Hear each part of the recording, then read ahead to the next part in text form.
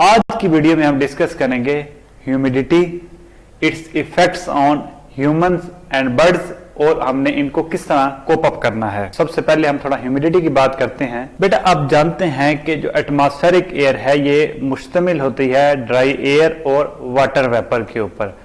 अब atmospheric air में water vapour का कितना हिस्सा है, कितनी कंसंट्रेशन है, कितना फ्रैक्शन है, कितना प्रोपोर्शन है, इसको हम कहते होते हैं ह्यूमिडिटी।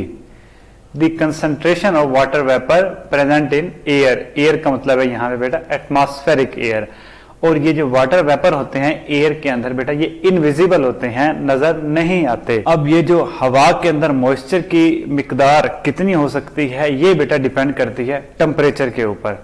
कंफर्टेबल लिविंग के लिए ह्यूमिडिटी की वैल्यू एक खास रेंज में होनी चाहिए, तब जाके हम अच्छा महसूस करते हैं। ह्यूमंस के लिए ह्यूमिडिटी की सूटेबल वैल्यू 40 to 60% होती है और बर्ड्स के केस में ये 50 to 70% होती है। अगर ये वैल्यू इससे ऊपर चली जाए फिर भी मसले होते हैं, अगर नीचे आ जाए तब भी काफी इश्यूज होते हैं। बेटा आपने ऑब्जर्व किया होगा कि विंटर सीजन में आपकी स्किन ड्राई हो जाती है, इसमें क्रैक्स आ जाते हैं, ब्लीडिंग होना शुरू हो जाती है बाज़ औक़ात आपके लिप्स में से। इसकी वजह ये होती है कि सर्दियों में टेम्परेचर भी कम होता है, ह्यूमिडिटी भी कम होती है और आप पानी भी कम ही पीते हैं, तो आपकी स्किन में वाटर कंटेंट जो है वो कम हो जाता है। तो इस इशू को एड्रेस करने के लिए आप लोशन यूज करें, कोल्ड क्रीम यूज करें और होंठों के लिए चिपस्टिक इस्तेमाल करें और काफी सारा पानी पिएं ताकि आपकी स्किन फ्रेश रहे। दूसरा बेटा विंटर सीजन में आपका माउथ, नेजल और लंग्स के जो पैसेजेस होते हैं ये ड्राई हो जाते हैं। ये जो ड्राई इन्वायरमेंट होता है इन पैसेजेस का ये वायरसेस को बहुत प्रमोट करता है, इस वजह से इन्फेक्शन हो जाती है और आपको अमूमन सर्दियों में ही कफ, फ्लू और बुखार होता है। इससे बचने के लिए बेटा आप सर्दियों में नेजल स्प्रे यूज करें, क्रीम यूज करें। आपका जो नॉस्ट्रिल्स हैं इनको आप ड्राई ना होने दें, इनमें नमी बरकरार रही। और डेली सर्दियों में आप स्टीम लाजमी लें। ह्यूमिडिटी कम होने की वजह से बेटा आंखों के अंदर जो पानी होता है ये एवेपोरेट हो जाता है, तो आंखों के अंदर इरिटेशन होती है बेटा, एलर्जी होती है, बर्निंग सेंसेशन होता है, जलने का एहसास होता है। तो इस इशू से बचने के लिए आप आर्टिफिशियल टीयर्स इस्तेमाल कर सकते हैं, आई ड्रॉप्स इस्तेमाल कर सकते हैं। बर्ड्स में बेटा लो ह्यूमिडिटी का इफेक्ट इस तरह होता है कि जो एग्स के शेल हैं ये हार्ड हो जाते हैं, तो जिन अंडों से बच्चे निकलने होते हैं तो वो जो नन्हे नन्हे परिंदे होते हैं जिन्होंने अंडे को तोड़ के बाहर आना होता है उनकी चूंच से वो अंडा टूटता नहीं है, क्योंकि वो कम नमी की वजह से बहुत ज्यादा हार्ड हो चुका होता है। तो इस वजह से जो बर्ड्स हैं ये अंडे के अंदर ही मर जाते हैं। इस इशू को आप इस तरह एड्रेस कर सकते हैं कि बर्ड एरिया में आप स्प्रे करें, स्प्रिंकलर का इस्तेमाल करें, ह्यूमिडिफायर यूज करें ताकि उसकी नमी मेंटेन रहे। लो ह्यूमिडिटी के बाद बेटा थोड़ा बात करते हैं हम हाई ह्यूमिडिटी की। अब बेटा समर सीजन में जब टेम्परेचर भी ज्यादा होता है 40 डिग्री सेंटीग्रेड, 45 डिग्री सेंटीग्रेड और ह्यूमिडिटी भी 60 से क्रॉस कर जाती है तो आपको पसीना बहुत ज्यादा आता है, आपके जिस्म से पानी और नमकियात खारिज हो जाते हैं। अब ये मुस्तकिल होता रहे तो आपको डिहाइड्रेशन हो जाएगी। डिहाइड्रेशन की वजह से बेटा आप वीक महसूस करेंगे, आपके सर में दर्द होगा, थक जाएंगे बेटा। और अगर नमी बहुत ज्यादा हो तो जो नेचुरल कूलिंग का प्रोसेस है बॉडी का कि आपके जिस्म में जब एक हद से ज्यादा टेम्परेचर होता है तो आपको पसीना आ जाता है।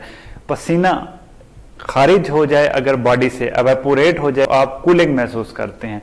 लेकिन हाई ह्यूमिडिटी की वजह से हवा के अंदर मॉइस्चर ऑलरेडी इतना ज्यादा होता है कि पसीना एटमॉस्फेयर में एवेपोरेट नहीं हो पाता, तो वो आपके बॉडी के ऊपर ही रहता है। अब जब बॉडी के ऊपर सनलाइट पड़ती है तो वो इस वाटर के अंदर हीट ट्रैप हो जाती है, तो आपकी बॉडी का टेम्परेचर बढ़ता जाता है। इस वजह से आपको हीट स्ट्रोक हो जाता है, आप बेहोश हो सकते हैं, लेथार्जिक महसूस करते हैं और सीवियर केसेस में आपकी डेथ भी हो सकती है। तो इन दोनों इश्यूज से बचने के लिए आप काफी ज्यादा पानी पिएं, हल्के कपड़े पहने जिनसे आप इजीली हीट ट्रांसफर करवा सकें, आउटडोर कम निकलें, अगर निकलना भी पड़ता है तो आपको थोड़े थोड़े अरसे बाद ब्रेक लें, एसी का इस्तेमाल करें, शेडी एरिया में रहें और बेटा शावर लेते रहें बार बार। और अपना काम आप सुबह या शाम पे कर लें, दोपहर के टाइम पे ना करें। इस तरह बेटा हाई ह्यूमिडिटी की वजह से अस्थमा पेशेंट्स जो होते हैं जिनको सांस का मसला होता है, हवा बहुत ज्यादा भारी होने की वजह से उनको सांस लेने में बहुत ज्यादा दिक्कत होती है। तो वो इस मसले से इनहेलर इस्तेमाल करके, एसी का इस्तेमाल करके, डीह्यूमिडिफायर का इस्तेमाल करके बच सकते हैं। एक और इश्यू जो बेटा आता है कि हाई ह्यूमिडिटी की वजह से आपके जो हेयर होते हैं ये गुंद से जाते हैं, इनके अंदर चिपचिपाहट सी आ जाती है, कर्ली हो जाती हैं। तो इस इश्यू से आप बचने के लिए स्ट्रेटनर यूज कर सकते हैं, हेयर प्रोडक्ट्स यूज कर सकते हैं। बर्ड्स में बेटा हाई ह्यूमिडिटी की वजह से हीट ट्रांसफर प्रॉपर नहीं हो पाता, उनकी बॉडी की जो हीट होती है वो एटमॉस्फेयर में नहीं जाती, तो उनका टेम्परेचर ओवर हीट हो जाता है। तो अंडे के अंदर जो बच्चे होते हैं वो इस हाई ह्यूमिडिटी की वजह से, हाई हीट की वजह से डाई आउट हो जाते हैं, प्रॉपर हैच नहीं हो पाते। तो इस इशू को आप हल कर सकते हैं। आप जहाँ पे आपका हाई ह्यूमिडिटी एरिया है वहाँ पे आप हीटर यूज करें, डीह्यूमिडिफायर यूज करें। तो ये था बेटा जो है ना इफेक्ट्स ऑफ ह्यूमिडिटी बर्ड्स के ऊपर, ह्यूमंस के ऊपर। अब बेटा ह्यूमिडिटी को हम मेजर कैसे करते हैं इसकी हम थोड़ा बात कर लेते हैं। 3 टर्म्स होती हैं जिनको हम यूज करके ह्यूमिडिटी मेजर करते हैं, एब्सोल्यूट ह्यूमिडिटी, रिलेटिव ह्यूमिडिटी और ड्यू पॉइंट टेम्परेचर। इनकी डिटेल बेटा हम आने वाली वीडियोस में डिस्कस करेंगे। आजकल के लिए बेटा ये इतना ही, मिलते हैं अगली वीडियो में। Thank you, good bye.